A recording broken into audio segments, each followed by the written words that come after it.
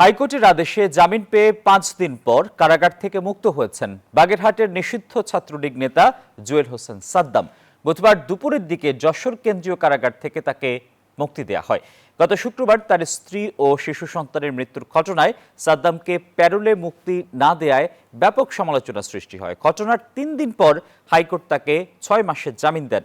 ২০২৫ সালের ৫ এপ্রিল গোপালগঞ্জ থেকে সাদ্দামকে গ্রেপ্তার করা হয়। এরপর একাধিক মামলায় তিনি কারাগারে ছিলেন।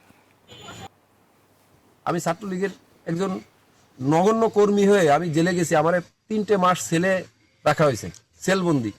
এবং আমার ৩টা মাস, আমি তো রাষ্ট্রের নাগরিক, আমি তো ফোন কল সরকারের কাছে পাই। প্রতিটা আসামি এই ফোন কল পেয়ে থাকে, আমি তো সেই ফোন কল পাইনি। আজকে যদি আমি ফোন কলটা পাতাম, আমার স্ত্রীকে সান্ত্বনা তো আমি দিতে পারতাম।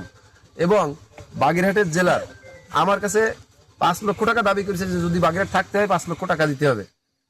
আমার স্ত্রী, যদি আমি বাগেরহাট থাকতে পারতাম, আমার কাছে টাকা নেই, আমি দিতে পারি নাই। আজকে আমি যদি বাগেরহাট থাকতে পারতাম, আমার স্ত্রী আমার সঙ্গে দেখা করতে পারতো, আমার স্ত্রী হতাশাগ্রস্ত হতো না।